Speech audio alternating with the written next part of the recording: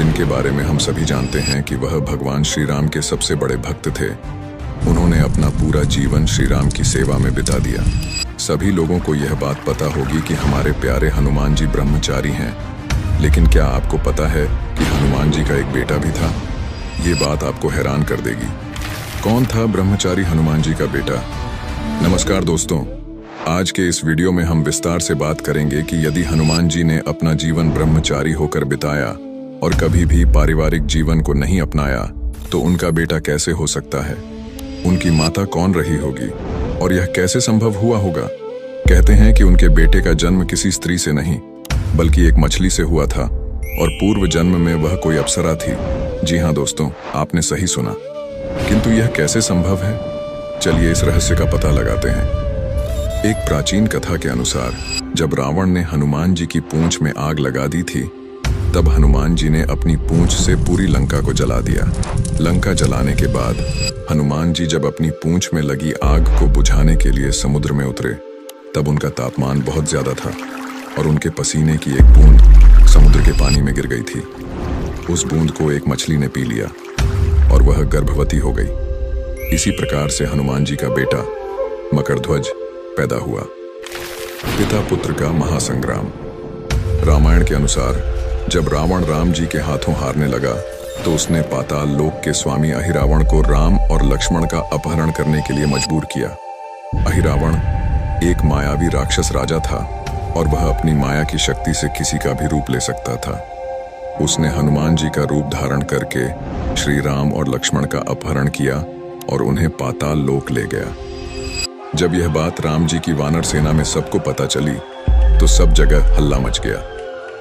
हनुमान जी उन्हें ढूंढते हुए पाताल लोक पहुंचे, जहां उन्होंने देखा कि वहां 7 द्वार थे और हर द्वार पर एक पहरेदार था।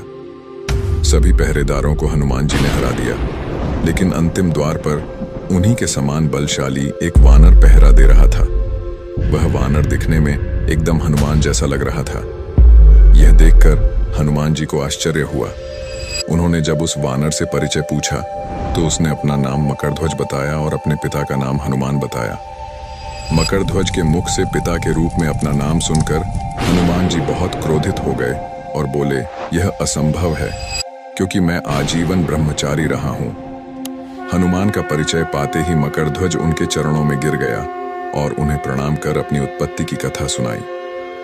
यह सब सुनकर हनुमान जी ने मकरध्वज को अपने गले से लगा लिया और मान लिया कि वह उनका ही पुत्र है, लेकिन यह कहकर कि वह अभी अपने प्रभु श्री राम और लक्ष्मण को लेने आए हैं। जैसे ही द्वार की ओर बढ़े, वैसे ही मकरध्वज उनका मार्ग रोकते हुए बोला, पिताश्री, यह सत्य है कि मैं आपका पुत्र हूं, लेकिन अभी मैं अपने स्वामी की सेवा में हूं, इसलिए आप अंदर नहीं जा सकते।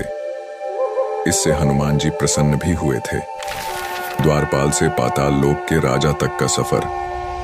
हनुमान ने मकरध्वज को अनेक प्रकार से समझाने का प्रयास किया, किंतु वह द्वार से नहीं हटा। तब दोनों में घोर युद्ध शुरू हो गया। देखते ही देखते हनुमान जी उसे अपनी पूंछ में बांधकर पाताल में प्रवेश कर गए। हनुमान सीधे देवी मंदिर में पहुंचे, जहां अहिरावण राम लक्ष्मण की बलि देने वाला था। हनुमान जी को देखकर चामुंडा देवी पाताल लोक से प्रस्थान कर गईं। तब हनुमान जी देवी रूप धारण करके वहां स्थापित हो गए। कुछ देर के बाद अहिरावण वहां आया और पूजा अर्चना करके जैसे ही उसने राम लक्ष्मण की बलि देने के लिए तलवार उठाई, वैसे ही भयंकर गर्जन करते हुए हनुमान जी प्रकट हो गए और उसी तलवार से अहिरावण का वध कर दिया। तो जब हनुमान ने राम लक्ष्मण को बंधन से मुक्त किया, तब श्री राम ने पूछा, हनुमान, तुम्हारी पूंछ में यह कौन बंधा है? बिल्कुल तुम्हारे समान ही लग रहा है, इसे बंधन मुक्त कर दो। हनुमान ने मकरध्वज का परिचय देकर उसे बंधन मुक्त कर दिया। मकरध्वज ने श्री राम के समक्ष सिर झुका लिया। तब श्री राम ने मकरध्वज का राज्याभिषेक कर उसे पाताल का राजा घोषित कर दिया और कहा कि भविष्य में वह अपने पिता के समान दूसरों की सेवा करे। यह सुनकर मकरध्वज ने तीनों को प्रणाम किया।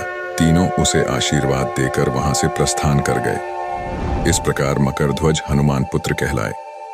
दुनिया का एकमात्र मंदिर जहां हनुमान जी विराजे हैं अपने पुत्र के साथ, भारत के पश्चिमी भाग में स्थित तीर्थ स्थान बेट द्वारका एक धर्म भूमि है। यहाँ पर भगवान द्वारकाधीश का मंदिर होने के अलावा पौराणिक और दुनिया का एकमात्र ऐसा हनुमान मंदिर है जहां हनुमान जी अपने पुत्र मकरध्वज के साथ विराजमान हैं।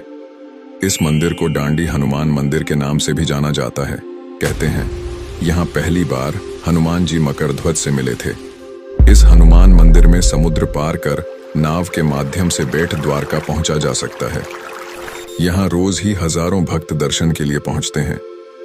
यहाँ हमेशा रामधुन की आवाज सुनाई देती रहती है।